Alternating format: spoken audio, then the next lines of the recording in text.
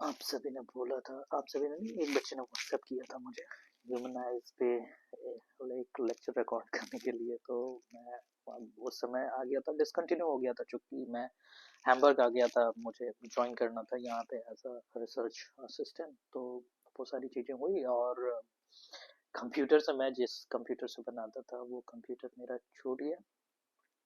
Computer तो आ गया but computer पे जिस पेन से लिखता था वो पेन छूट गया, पैड मेरे साथ आ गया, तो इसलिए डिसकंटिन्यू हो गया। तो अभी मैंने नया आईपैड ले लिया है और साथ में पेंसिल ले लिया है, तो अब इसमें मुझे नहीं लगता कि कहीं कोई अड़चन आने वाली है। तो let's continue.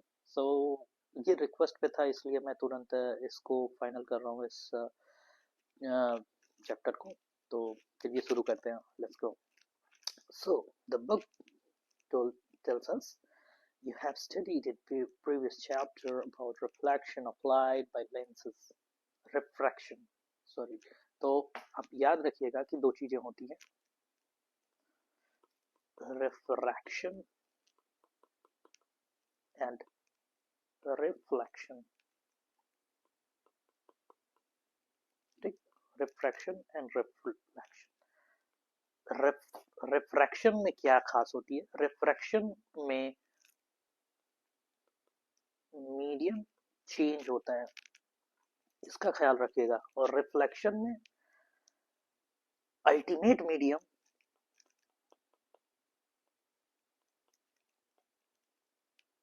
Ultimately medium change नहीं होता है। अब इसका क्या मतलब है? ये मैंने क्या बोल दिया?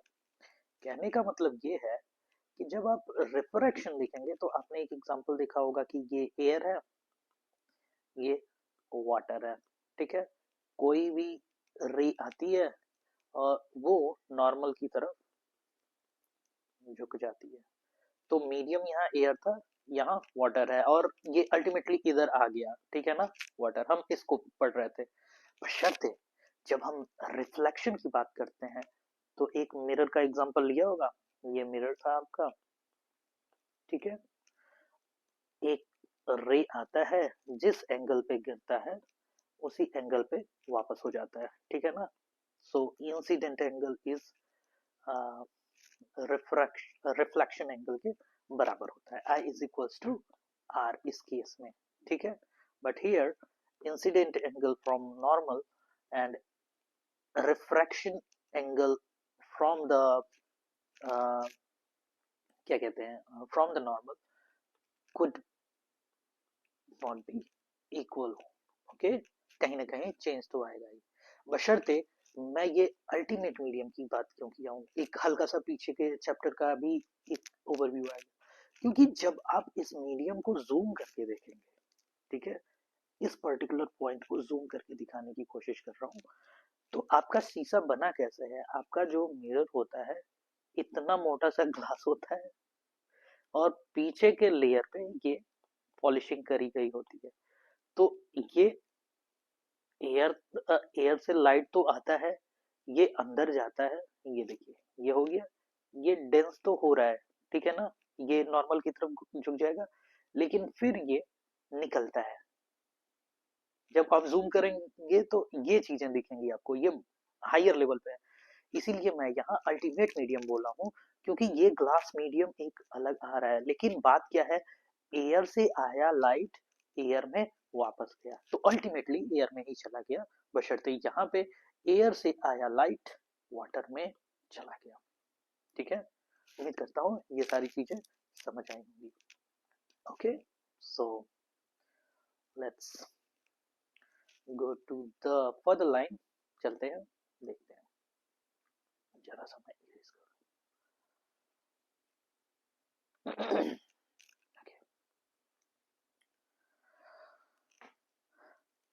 You also studied the nature, position, and relative size of images formed by lenses, ठीक है। तो रिफ्रैक्शन और रिफ्लेक्शन पढ़ाई, साथ में ये लाइट्स जो हैं, ऑप्टिक्स जिसे कहते हैं, आपने ऑप्टिक्स के बारे में भी पिछले चैप्टर में पढ़ा होगा। How can this idea help us in the study of human eye. और ये आइडिया हम कैसे, अब यहाँ देखिए फिजिक्स को बायोलॉजी में अप्लाई किया जा रहा है, ठीक है, that is called applied science, a part of science. अब हम इसको समझेंगे कि आंख कैसे वर्क करती है, ठीक, और इस आंख में ये जो ऑप्टिक्स का फिजिक्स है, ऑप्टिक्स कैसे अप्लाई होता है, ठीक है ना, इसमें ये समझा जाएगा। It has a lens in its structure, देखिए यहां से क्लियर हुआ, ये वो लेंस रहा। आप जरा सा एक कुछ और चीजें बता दूं, मुझे लगता है आप, आई डोंट नो आपको बताया गया है कि नहीं, जो लेंसेज होते हैं उसमें एक टाइप होता है, मैं एक्सटेंडेड उसी में बताऊंगा, जिसको कहते हैं by convex lens. What is convex, तो आप जानते होंगे, ये बाई का क्या मतलब है। अगर मैं एक लेंस बनाता हूं जो ऐसे रहे, तो ये कॉन्वेक्स लेंस है नहीं, बशर्ते ये लेंस की तरह वर्क तो करेगा, ठीक है। ये जो नॉर्मल लेंस आप लोग पढ़े थे वो बाई कॉन्वेक्स लेंस था, first convex and second convex surface, यहाँ पे केवल एक कॉन्वेक्स सरफेस था, ठीक है। ये स्ट्रेट था या फिर प्लेन कह सकते हैं, तो इनका नाम ऐसे हो जाता है शायद, जिसका रेडियस सबसे ज्यादा होता है उसको पहले लिख देते हैं प्लेन, उसके बाद ओ जोड़ते हैं, उसके बाद दूसरे का नाम लिख देते हैं, ठीक, प्लेनो कॉन्वेक्स। और ये दो कॉन्वेक्स है तो बाई कॉन्वेक्स। तो यहाँ पे हमारे पास एक बाई कॉन्वेक्स लेंस होता है, जिसको आप देख सकते हैं, मैं दूसरे कलर में बनाने की कोशिश करता हूँ, ये ठीक है, ये वाला जो पोर्शन है, या क्रिस्टलाइन लेंस तो लिखा ही है, आप समझ सकते हैं। Okay, what is the function of the lens in human आई, अब इसका काम क्या है। How do the lens is used in spectacles correct defects of the vision, अगर जो मान लीजिए इस लेंस में कहीं प्रॉब्लम आ गई, तो कैसे हम एक्सटर्नल एक्सटर्नल लेंसेस का इस्तेमाल करके इसको सही कैसे करें। Let us consider this question in this chapter. We have learned in previous chapter about light and some of its properties. In this chapter we shall use these ideas, यही applied science है, to study some of the optical phenomenon in nature में हम पढ़ रहे हैं। We shall also discuss about rainbow formation, splitting of white light and the blue color of the sky, इन सभी चीजों के बारे में जानने वाले हैं। मतलब कि ये चैप्टर फैसिनेटिंग होने वाला है, क्योंकि आप जो भी चीजें, कैसे ये फिजिक्स वर्क कर रहे हैं आपके एनवायरनमेंट में, उसके बारे में आप जानेंगे। Okay, so now the human आई, ठीक है। Human eye is one of the most valuable sensitive organ. It's enable us to see a wonderful world and color around us. On On closing the eyes, we can identify objects to some extent by their smell, taste, sound they make, or by touch. It's, however, impossible to identify color while closing the eyes. ठीक है, तो इसीलिए एक तरीका बता रहा है कि देखिए आप कैसे जान सकते हैं कि क्यों कलर परसीव करने में आंखों का वो है। पहली बार जब मनुष्य या ह्यूमन प्रजाति संभ्रांत हुई होगी, तो उस वो ऐसे ही समझी होगी कि यार जब आंखें बंद रहती हैं तो मैं इसका कलर नहीं देख पाता, सो दैट हम ये कंक्लूड करते हैं। इस समय तो बहुत सिली लग रहा है ये चीज, बट उस समय ये बहुत बड़ी बात रही होगी कि जिस बायोलॉजिस्ट ने कहा होगा कि यार हम आंखों से ही कलर सेंस करते हैं, ठीक है। आकार आकृति तो वो बात अलग है, हम उसे टच करके इधर से उधर वॉक करके कि कितना लंबा है कितना बड़ा है वो तो देख ही सकते थे, बशर्ते ये कलर नहीं देख सकते थे। Thus of all sense organs, the human eye is most significant one, as it enables us to see beautiful, colorful world around us. Okay, not very much.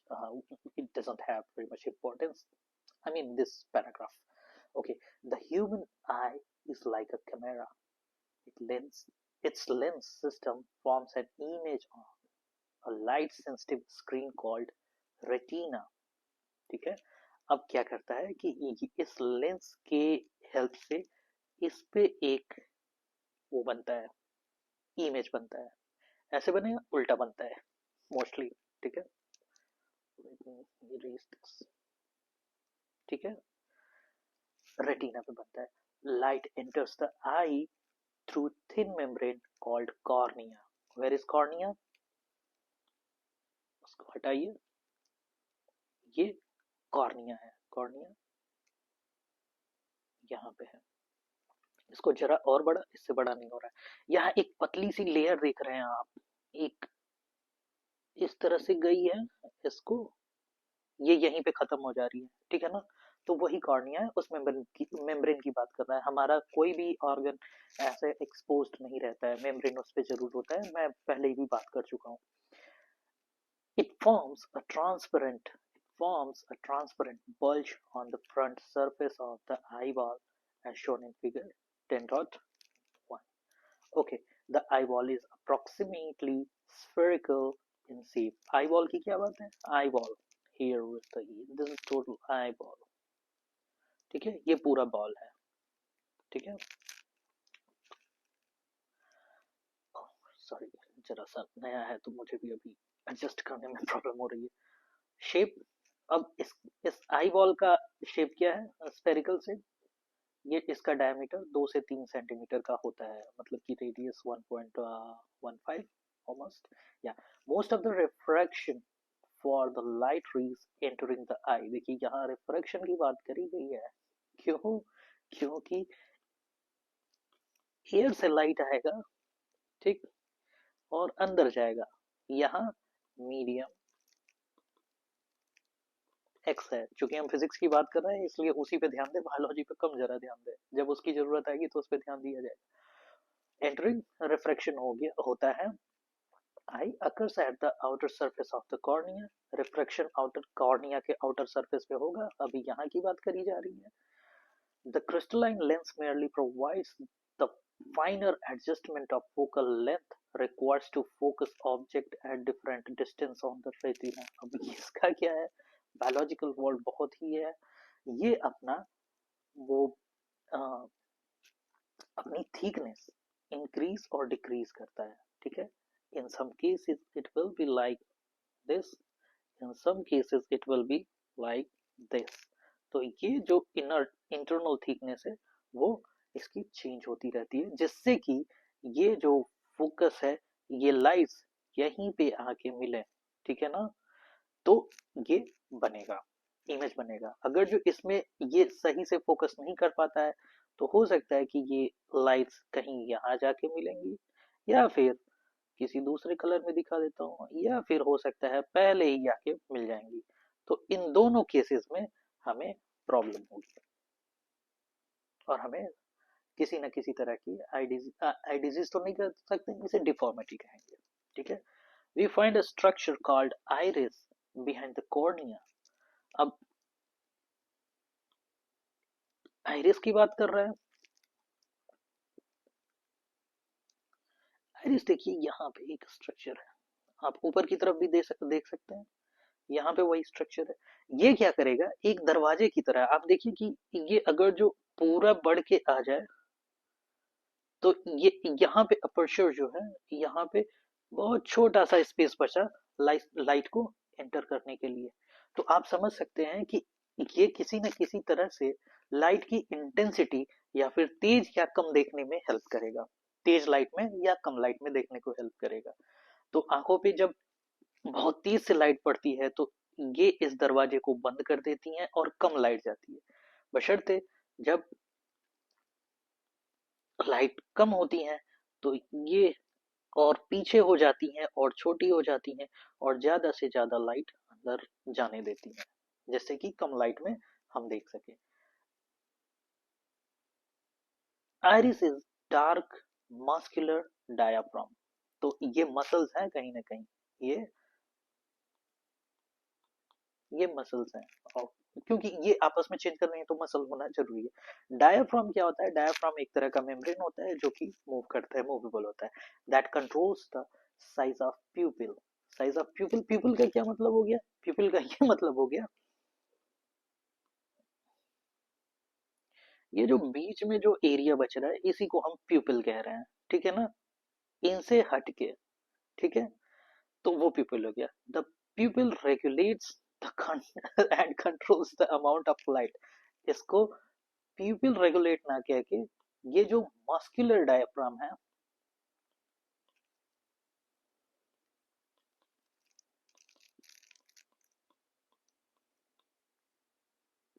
GHM शायद होता है, डायफ्राम, GM है direct, diaphragm, ये धीरे धीरे प्यूपिल के size को change करते हैं, ठीक है ना, ये प्यूपिल के साइज को चेंज करते हैं एंड हेंस लाइट का करेक्शन होता है। सो अमाउंट ऑफ लाइट आंख में कितनी इंटर करेंगी, इससे अल्टीमेटली फाइनल होता है। The eye lens from an form an inverted real image of the object on the retina, ठीक है। अब ये क्या होता है, मैंने बताया ना कि यहाँ पे जो इमेज बन रहा है वो रियल और इन्वर्टेड बनता है, इन्वर्टेड, ठीक है। सो ये अप साइड डाउन है, अगर जो यहाँ पे कोई इमेज इस तरह का है तो, ठीक है, तो इस तरह से इन्वर्टेड इमेज बनता है। और रियल और इमेजिनरी क्या कहते हैं, इमेज का आप कॉन्सेप्ट पिछले चैप्टर में पढ़े हैं, ये उम्मीद करता है, और मैं भी यहाँ इतना समझा नहीं सकता, वो चैप्टर आएगा तो उसमें समझ लीजिएगा जब बना चुका हूँ तो, ओके। तो यहाँ पे इन्वर्टेड, बशर्ते जहां तक मैं याद कर पा रहा हूँ कि अगर ये कहीं इधर बनता, इधर आके मिल के बनते, तो ये एक इमेजिनरी इमेज होता, या फिर यहाँ पे होता तो ये एक इमेजिनरी इमेज होता, ठीक है। तो यहाँ पे जो बन रहा है वो रियल इमेज है जिसे हम देख सकते हैं, ओके। अब let's go. The retina is a delicate membrane having enormous number of light sensitive cells। अब रेटिना का क्या है कि यही तो रेटिना है, ये जो मेम्ब्रेन बन रहा है, एक दूसरे कलर में मैं बताता हूँ, यही तो रेटिना है, ठीक है, ये रेटिना है, इस पे बन रहा है। अब इसमें से क्या होता है, इसमें से बहुत पतले पतले ऑप्टिकल सेंसरी न्यूरॉन्स यहाँ से निकले होते हैं, इधर गए होते हैं, जो ब्रेन तक जाते हैं, ऑप्टिक सेंटर्स तक जाते हैं और इसके बारे में इंफॉर्मेशन देते हैं, ये पूरे यहाँ से आए रहते हैं, ठीक है, इस तरह से गए रहते हैं, ऑप्टिक नर्व यही दे रहा है, यही नर्व जा रहे हैं ब्रेन में, ठीक है। अब the light sensitive cell gets activated upon illumination and generate electrical signal. These signals are sent to brain via optic nerves. The brain interprets these signals and finally process the information so that we perceive object as they are। कहने का मतलब ये है कि light यहाँ से आता है, एक जरा सा सबको क्लीन करता हूँ, तो हो क्या रहा है, first light is coming here, अरे भाई आ जाओ, light is coming here, first step हो गया, यहाँ पे जाके हिट करती हैं, दूसरा स्टेप हो गया, इमेज फॉर्म हो गया, इन्वर्टेड इमेज, तीसरा स्टेप हो गया, और यहाँ से ऑप्टिक नर्व यहाँ से सिग्नल सेंड कर दे रही हैं, ये चौथा स्टेप हो गया, ब्रेन को जा रहा है और ब्रेन इसको प्रोसेस कर रहा है, ये समझ रहा है कि क्या है, ये पांचवा स्टेप हो गया, और हम यही देख पाते हैं। इन पांचों स्टेप को आपने समझा दिया, इन पांचों स्टेप को किसी भी तरह से आपने अपने आंसर में मेंशन कर दिया, आपका आंसर परफेक्ट है किसी भी चीज के लिए, ठीक है, समझ में आया। तो मुझे लगता है आई वाला वो कंप्लीट हो गया है। पावर ऑफ अकोमोडेशन, ये सारी चीजें हम देखेंगे। पावर ऑफ अकोमोडेशन जो होता है वो इस लेंस के इस डायमीटर के चेंजिंग को कहते हैं, इससे रिलेटेड होता है। तो ये अगले लेक्चर में देखेंगे। सो तब तक के लिए thank you very much, keep learning and well wishes.